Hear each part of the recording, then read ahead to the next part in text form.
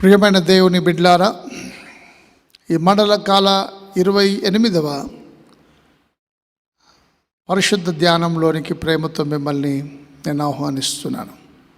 28వ దినపు ధ్యానాంశము carrying one another's burdens, ఒకరి భారములు ఒకరు భరించుట అనే అంశము మనం ధ్యానం చేస్తున్నాం.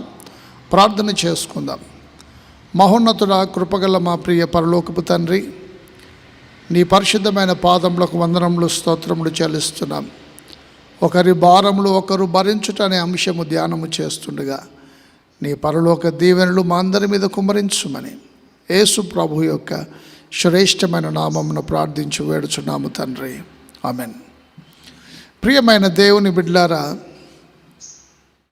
ఒకరి భారములు ఒకరు భరించుట, క్యారీయింగ్ వన్ అనదర్స్ బర్డన్స్, ఇది ధ్యానించడానికి సులభమే, కానీ పాటించడానికి చాలా కష్టతరమైంది. ఈ రోజుల్లో మనం గమనిస్తూ ఉన్నాం, పిల్లలే తల్లిదండ్రులు భారముగా భావిస్తున్నటువంటి రోజుల్లో బ్రతుకుతున్నాం. పిల్లలు తల్లిదండ్రుల భారము మోయలేని పరిస్థితుల్లో కని పెంచి పెద్ద చేసిన తల్లిదండ్రుల భారము బరువైపోతుంది అని రోడ్ల మీద, చెత్త కుప్పల్లో, బస్ స్టాండ్స్లో, ఓల్డేజ్ హోమ్స్లో తల్లిదండ్రులని బలవంతంగా తోసివేసేటువంటి సమాజంలో జీవిస్తున్నాం. ఇంకా ఒకరి భారంలో ఒకరు భరించుట అంటే మనకు తెలియని వారు పొరుగు వారి భారంను భరించేటువంటి పరిస్థితి అనేది మనం ఎక్కడ ఈ లోకంలో మనము చూడడం ఒక వింతగా మారిపోయిన పరిస్థితుల్లో ఉన్నాం. అయితే బైబిల్ వాక్యం మనకు బోధించేటువంటి ప్రాముఖ్యమైన సత్యం ఏంటంటే, పరిశుద్ధ పౌలు గలతీలకు రాసిన పత్రిక 6వ అధ్యాయం 2వ వచనంలో ఈ రీతిగా సెలవిస్తున్నాడు. ఒకని భారముల నొకరు భరించి ఇలాగూ క్రీస్తు నియమమును పూర్తిగా నెరవేర్చుడి. క్రీస్తు మనకిచ్చినటువంటి ఆజ్ఞ, నియమం ఏంటంటే ఒకరి భారములు ఒకరు భరించడం. నాకు నేనే బ్రతకడం సులభమే, కానీ ఇంకొని కొరకు బ్రతకడం అనేది, వేరొకని భారమును మోయడం అనేది, ప్రతి మానవుడు ఈరోజు కోరికలు అనంతంగా ఉన్నాయి. మానవుడు ఎప్పుడు తల్లి గర్భంలో రూపింపబడి భూమి మీదకి వచ్చి నుండి చనిపోయే వరకు ఏదో ఒక అవసరము, ఏదో కోరిక, జీవితంలో తృప్తి లేదు, రాజీ లేదు, ఇంకా ఇంకా ఇంకా ఇంకా అనేటువంటి పరిస్థితుల్లో వేరే ఇతరుల్ని చూసేటువంటి, బరువు మోసేటువంటి సందర్భాలు, పరిస్థితులు మనకు కనబడట్లేదు. ఎందుకంటే ఎప్పుడు ఏదో ఒక పైకి వెళ్ళే ప్రయత్నాల్లో ఎప్పుడు మనిషి అనేవాడు ఆయన అలసిపోతూ ఉన్నాడు. వేరే ఇతరుల భారము భరించేటువంటి పరిస్థితి మన జీవితంలో లేదు. దేవుని ప్రియమైన బిడ్డలారా, కానీ పరిశుద్ధ పౌలు చెప్తున్నాడు ఏంటంటే, క్రీస్తు నియమమును నెరవేర్చుడి. మీరు ఒకరి భారములను ఒకరు భరించుచు క్రీస్తు నియమమును నెరవేర్చండి, పూర్తిగా నెరవేర్చండి.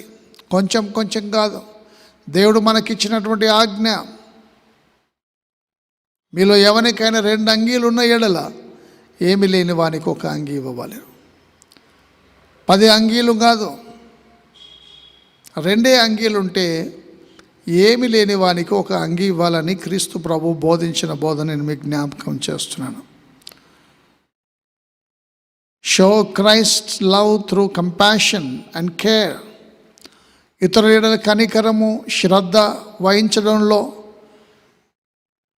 క్రీస్తు ప్రేమను లోకానికి పరిచయం చేయండి. క్రీస్తు ప్రేమ కనికరముతో కూడినటువంటిది, ప్రేమతో కూడినటువంటిది. మీలో ఎవరికైనా 2 అంగీలు ఉంటే ఏమి లేని వానికి 1 అంగీ ఇవ్వాలని ప్రభువు సెలవిస్తున్నాడు. దేవుని ప్రియమైన బిడ్డలారా, ఒకరి భారంలో ఒకరు భరించాలని, ఇది ఈ రీతిగా క్రీస్తు యొక్క ధర్మశాస్త్రమును, carry each others burdens, and in this way you will fulfil the law of Christ. క్రీస్తు యొక్క నియమమును మీరు పూర్తిగా నెరవేర్చిన వారైతారు. దేవుని ప్రియమైన బిడ్డలారా, God created us to support one another. దేవుడు మన సృష్టిలో కలగజేసినప్పుడు ఒకరికొకరు మద్దతు, ఒకరికొకరు బలపరచడానికి దేవుడు మనల్ని కలగజేసినాడు.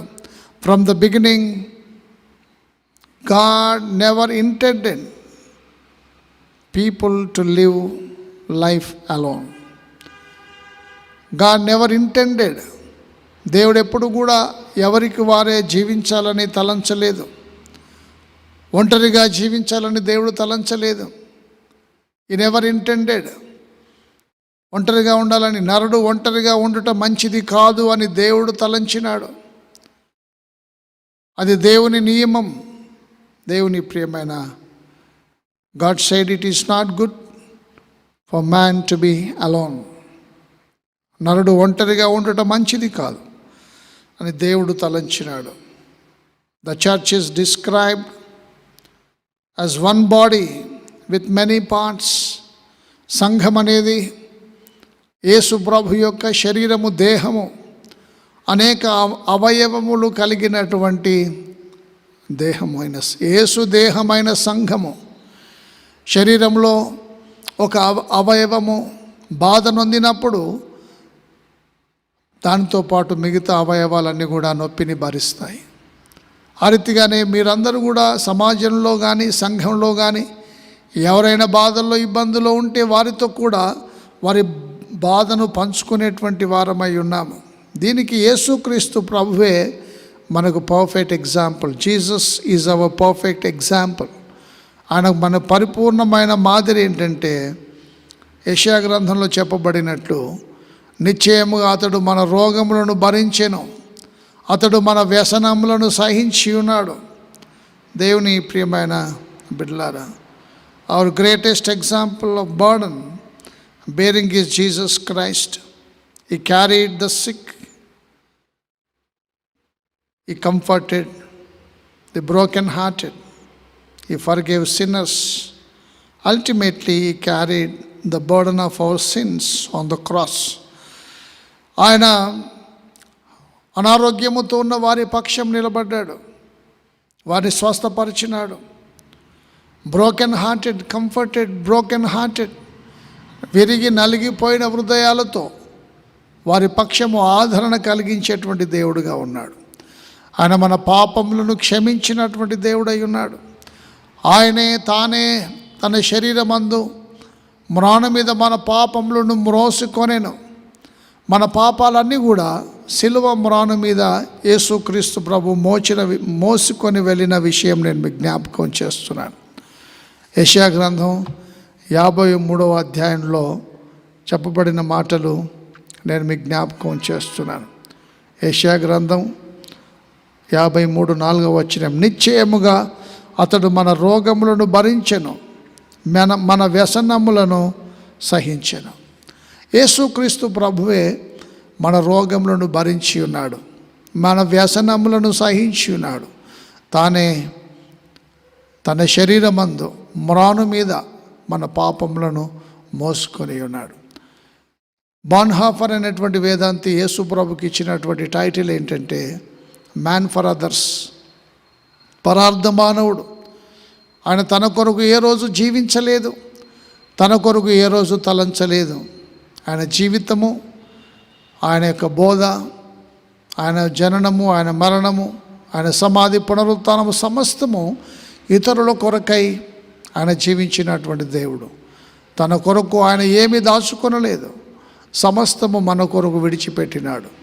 పరలోక రాజ్యము, సింహాసనము, ఆయన మహిమ, బలము, అధికారం అంతా విడిచిపెట్టి మనల్ని ప్రేమించి భూమి మీద మానవునిగా, అందులో దాసునిగా స్వరూపము ధరించుకొని తాను రిక్తునిగా చేసుకున్నాడు. దేవుని ప్రియమైన బిడ్డలారా, అనగా మరణము పొందినంతగా, శిలువ మరణం పొందినంతగా విధేయత చూపినటువంటి దేవుడై ఉన్నాడు. కాబట్టి క్రీస్తు ప్రభువే మనకు